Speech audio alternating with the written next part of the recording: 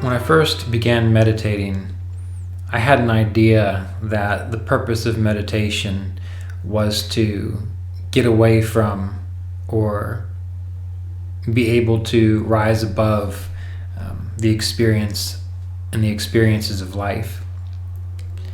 That's mainly because I began my study of meditation and Kriya yoga practice when I was just barely out of college, not much into my 20s at all. And there's a lot of literature and marketing of meditation and yoga which gives this idea. And that appeals to a lot of people, which is what makes the marketing successful. Because we do live in a world where there is pain and there is suffering and there is uncomfortableness and there is difficulty and despair. Just as we live in a world where there is sunshine and butterflies and daisies and love and music and dancing and beauty and joy. So we live in a world where there is this mixture of experiences. And since most people only want the good parts of life, you can really appeal to a person, get them meditating, get them practicing yoga by talking about how the practices will lessen or get you away from or help you escape from what you consider to be the negative aspects of life. However, as the years have gone by, one of the things that I've noticed is that many of the problems that people have in their spiritual practice is this consistent drive to try and avoid difficult things. And it can be as simple as even trying to avoid doing what would be practically useful for you to do to have a more successful life.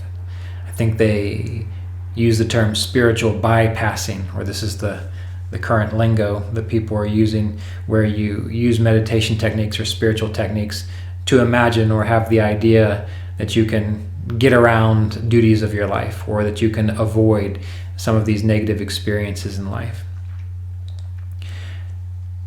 Now, there is a little bit of truth to how yoga practice and meditation makes your life better, but that's primarily because the practices that support yoga, or the practices that support your meditation, such as being truthful, being harmless, practicing contentment, letting go of attachments, not being possessive, practicing purity in your actions and your thoughts and your deeds. All of that, generally speaking, will for the most part make your life better, because it's going to cut out the majority of the drama in your life. And if you're practicing yoga and you're engaging these practices, well, you are going to find that you are more likely to have a more peaceful life, a more peaceful experience, barring the circumstances of nature, because we do live in a world where death, loss, illness, disease, they happen, they're natural. Life comes and life goes. The seasons change. People come into your life, people go out of your life. So aside from those natural events, yoga and meditation and the philosophies of yoga and meditation will tend to give you probably a more joyful experience in the long term. But it's not going to stop these natural events from occurring.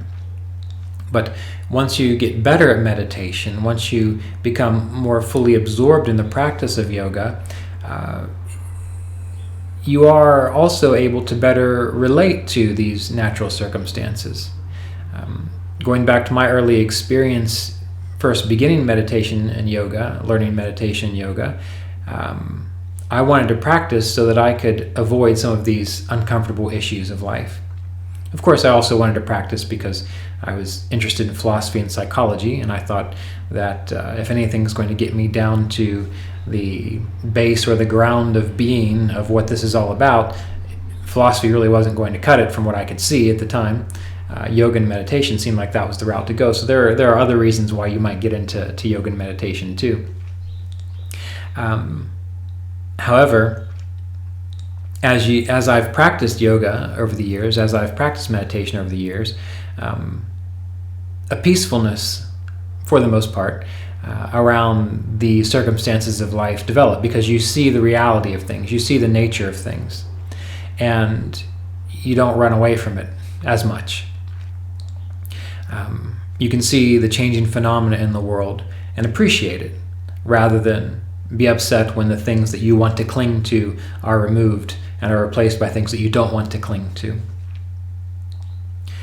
So by practicing yoga, by practicing meditation, in time one becomes more attuned to the natural cycles of being in this life, being in this world, and for the most part will more likely develop a sense of peacefulness about it. So even if you come to yoga and come to meditation because you think that you're going to escape the hardships of life, well, okay, that's all right. Because in time, just by the practice itself, you will cut out a lot of drama, so life will tend to feel like it's getting better. And also, as the years go by, as you mature, as you get older, you will have hopefully a greater ability to embrace this human experience and not see it as something separate, something that you're trying to get away from. You see it as a vehicle for growth and for realization. You see it not as something to glorify, not as something to say, this is it, so you don't go the other way and make this human experience the end-all, be-all of everything, but you start to see it in perspective to the wholeness of life. You see this life experience as an opportunity to learn and to grow, and all that entails. And some of the things you're going to have to learn and grow through are not necessarily going to be pleasant. Hopefully that won't be true for you, but it's pretty common in this world. But we learn not to run away. We learn to do our duty in the circumstances we're placed. We learn to hopefully grow to be fully present in this experience of life. And then when we meditate, when we practice our yoga, we are able to turn within and let go of all of that. So there's a balance here. My teacher, Roy Davis, who is a student of Paramahansa Yogananda, would always say we need to have a balance of rest and activity. Well, the same is true for our spiritual life, as well as our, what many people might refer to as our mundane life, but really it's just all the same thing. We use these words to be able to talk about it. But you learn to be fully present in what you're doing while you are active and engaged in the world, the things that you can sense, smell, taste, touch, do. But you also learn to, when it's time to meditate, when it's time to pull away from the world, to go home, to go within, to let go of all the external distractions and phenomena, and see what is inside, what is the inner life, what is that ground of being from which all this human experience arises and will one day fall back into. And if you can have that ease and that peacefulness with being in your life when life is happening, but then also having the strength which you develop through the practice of meditation and yoga and discipline to, when you go home, you leave the rest of the world outside, and then you go to your meditation space or your yoga space, and you close your eyes, you sit up straight, and you turn your awareness within, and you begin to explore that inner experience of freedom from the externals, freedom from all the changing phenomena. There's a wonderful chant that I enjoy. It's called Spirit and Nature, and it goes spirit and nature dancing together, victory to nature, victory to spirit. It's a beautiful chant because it's honoring this balance,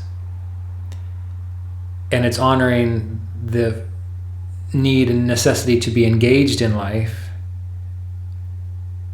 when life is happening, but also it honors that practice of disengaging from all the drama, all the experience, and to go within, which is why it's so often recommended to meditate once or twice a day, giving your full attention to the process, letting go of distractions completely. Or to once or twice a year go on a retreat, or just simply go off the grid so that you can spend time going within, so that you learn this balance between the inner life of stillness, of peace, and the outer life of activity, spirit and nature, the balance between the two. And just as much as you need to be engaged in the world while it's happening, when you're meditating, this is one of the reasons why so many people don't actually meditate that well. When you're meditating, that's your training time to do whatever it takes to let go of your concerns about money, to let go of your concerns about the choices your daughter makes, to let go of your concerns about your health, to let go of your concerns about the state of the world and the political stuff that's going on. That time in meditation, when you go in your meditation space and close your eyes, sit up straight, turn within, practice your meditation techniques, that is training time. It's not just relaxation, float away into la la la land time. It is training time. And that is the time to do whatever it takes to learn to let go of all of these other things. Because when you're meditating and you're alone in your meditation space, it doesn't matter what's going on politically. It doesn't matter what's going on with your health. It doesn't matter what's going on with your children. It doesn't matter what's going on with your finances. Worrying about it is not going to make it better out there.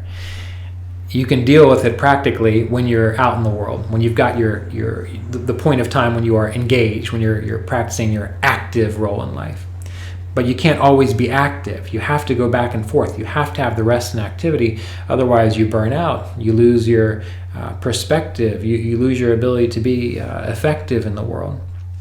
So when you meditate, that is the time to train, to do whatever it takes to say, I'm not thinking about that right now. And that might mean that you spend 20 minutes really saying, I'm not thinking about that right now. Until finally you catch a whiff or a glimpse or a glimmer or a bit of space where you aren't thinking about it. Ah, there it is. Great. Hold on to that for as long as you can during your meditation process. You lose it, try again. Keep going until eventually you have the inner strength to let those things go. And then you can abide in peacefulness and in clarity, being alert and awake the whole time, not nodding off, not falling asleep, not going into dreamland, but being fully present for the duration of your meditation. That way, when you come out of meditation, you will be refreshed. You will have a greater perspective. You will be able to interact better with whatever situation you find yourself in, however easy or terrible it may be. That's how it needs to work. And when you can do that, then your whole life becomes part of this practice, because you know I'm working, I'm talking, I'm acting, I'm engaged. Here I am present in nature, in the transformational part of this wholeness of life. Great, I'm here.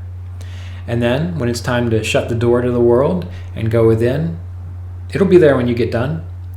Then you learn to experience that stillness, that inner peace of meditation through your meditation techniques, because you've done the work, you've done the training to let go of your attachments to all this stuff and turn within and experience what it means to be free of attachment, what it means to be free of distraction, what it means to be present, alert. Not like when you fall asleep and you fall into a daze or a stupor or a trance and you feel rested afterwards, because taking a nap is useful and is good for you. But this is a little bit more refreshing, because you're doing it consciously. You are fully present. And when you are fully present, that helps to balance out the nervous system, to clear your consciousness, to balance your emotions, to balance your mind and your psychology. That way, when you get back in the world, if there's something you need to do to keep your psychology healthy or to keep your mind clear and strong, you can do it. When there's work for you to do, you can do it.